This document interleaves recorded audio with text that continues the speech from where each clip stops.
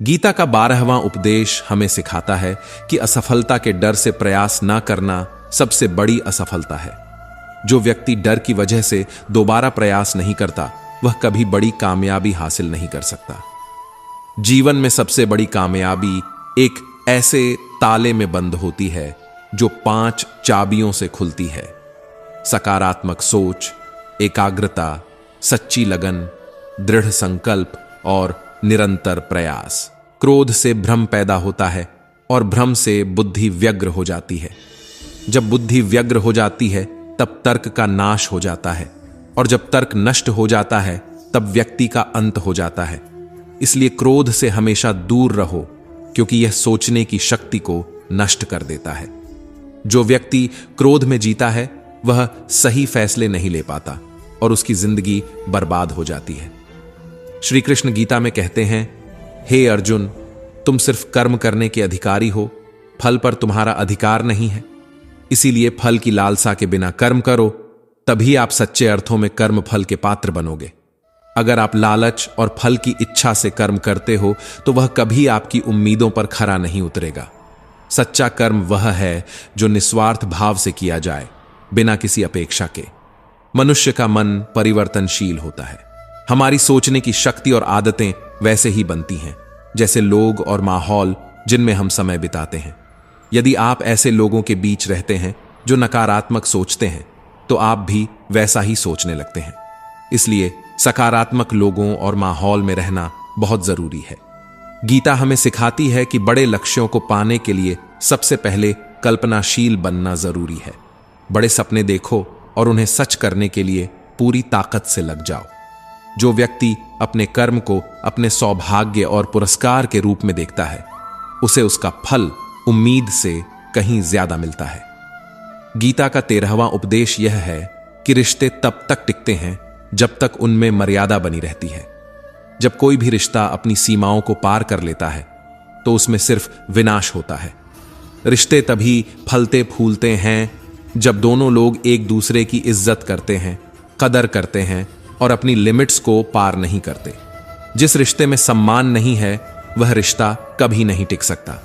रिश्तों में मर्यादा और इज्जत जरूरी है। यदि कोई आपसे बड़ा या छोटा है, फिर भी वह मर्यादा तोड़कर चलता है, तो वह रिश्ता टूटने की कगार पर होता है। सम्मान, समझ और सीमाएं ही रिश्तों को मजबूत और लंबा बनाए रखती है। इसीलिए खुद पर विश्वास रखो, अपने कर्म पर ध्यान दो और किसी भी रिश्ते में मर्यादा और सम्मान को हमेशा प्राथमिकता दो। यही जीवन का सत्य है और यही आपको सच्ची सफलता और शांति प्रदान करेगा। खुद को आत्मनिर्भर बनाओ, दूसरों पर निर्भर मत रहो और जीवन में सकारात्मकता को अपनाओ। गीता का 14वां उपदेश यह है कि जिस रिश्ते में मर्यादा टूट जाती है, वहां केवल सर्वनाश होता है। चाहे वह रिश्ता किसी से बड़ा हो या छोटा, अगर एक बार मर्यादा टूट जाए तो वह रिश्ता कभी टिक नहीं सकता। रिश्ते की बुनियाद तभी मजबूत रहती है जब दोनों लोग एक दूसरे की इज्जत करें, कदर करें और कभी अपनी लिमिट्स क्रॉस न करें। सम्मान और मर्यादा के बिना कोई भी रिश्ता आज नहीं तो कल खत्म हो ही जाता है। गीता का 15वां उपदेश कहता है कि जो व्यक्ति आपके सामने अपनापन दिखाता है लेकिन आपकी पीठ पीछे आपको नुकसान पहुंचाता है, ऐसे व्यक्ति से हमेशा दूर रहना चाहिए। चाणक्य ने कहा है, ऐसे लोग उस घड़े की तरह होते हैं जिसके बाहरी हिस्से में अमृत लगा होता है लेकिन अंदर जहर भरा होता है। ऐसे लोग आपको अमृत जैसा मीठा व्यवहार दिखाते हैं लेकिन असल में जहर से भरपूर होते हैं। उनसे दूर रहना ही समझदारी है, जो अपनेपन का दिखावा करते हैं लेकिन आपको पीठ पीछे नुकसान पहुंचाते हैं। इसलिए वास्तविक खुशी उन्हीं लोगों के साथ साझा करनी चाहिए जो आपके सच्चे शुभ चिंतक हों। गीता का 16वां उपदेश यह है कि अपनी खुशी और दुख हर किसी के सामने प्रकट मत करो, क्योंकि लोग आपकी खुशी पर नजर लगा सकते हैं और आपके दुख पर हंस सकते हैं। दुनिया में बहुत से लोग आपके आंसुओं का मजाक उड़ाने और आपकी तकलीफों को बढ़ाने के लिए बैठे रहते हैं।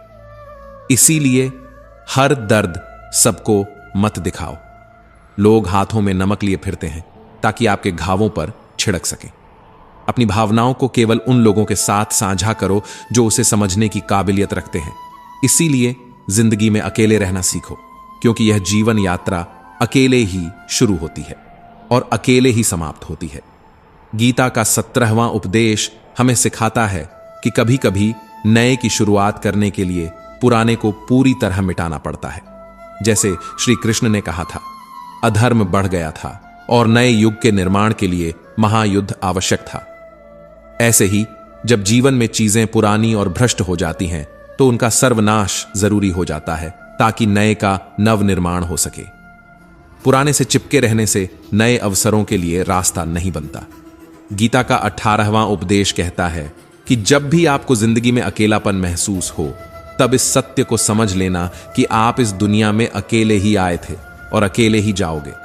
वास्तविकता यह है कि यहां कोई आपका अपना नहीं है। एक दिन वह माता पिता भी आपको छोड़ देंगे जिन्होंने आपको जन्म दिया। अकेलापन कभी डरने की चीज नहीं है, बल्कि गलत लोगों के साथ रहने से डरना चाहिए। Something is better than nothing वाली कहावत सही नहीं है, बल्कि nothing is better than nonsense. गलत लोगों के साथ रहने से बेहतर है कि आप अकेले रहो। श्री कृष्ण अर्जुन से कहते हैं, मैं कभी मनुष्य का साथ नहीं छोड़ता, चाहे वह मुझे माने या ना माने। इसलिए खुद को कभी अकेला मत समझो।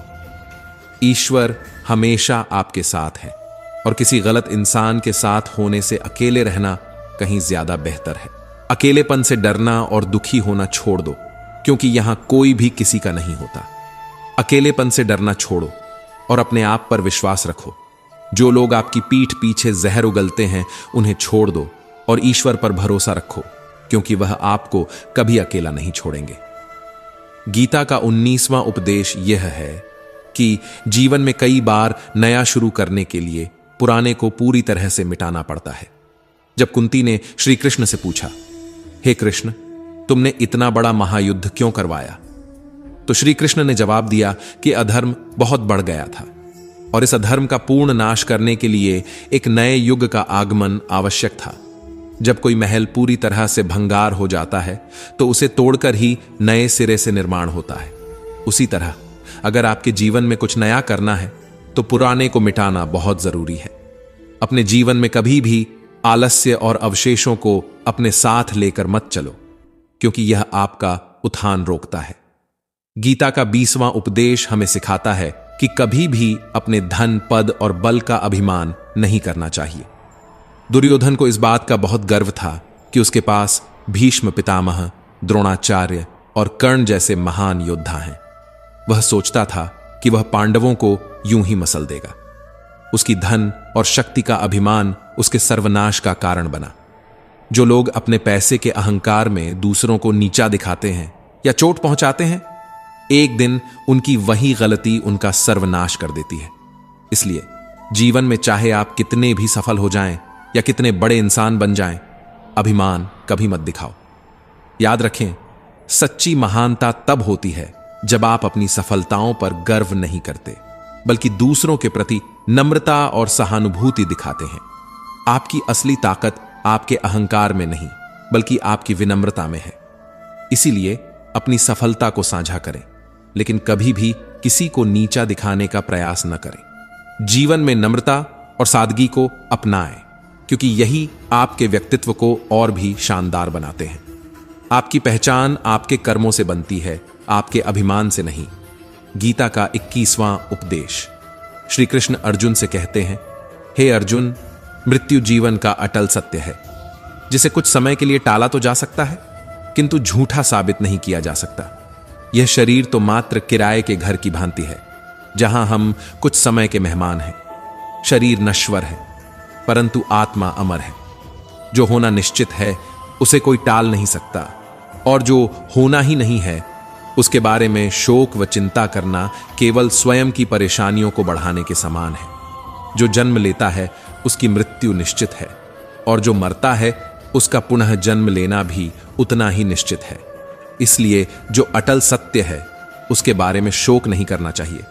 सच्चाई से कभी भागा नहीं जा सकता। सत्य को स्वीकारने में ही हमारी समझदारी है। झूठ को सत्य मानकर जीना सबसे बड़ी गलतफहमी है। जो व्यक्ति अपने सत्य से आंखें चुराता है वह जीवन में कभी शांति नहीं पा सकता। सच को अपनाने वाला हमेशा सशक्त होता है। झूठ की परछाई से मुक्ति पाकर आप वास्तविकता के प्रकाश में अपनी आत्मा को जागृत कर सकते हैं। गीता का 22वां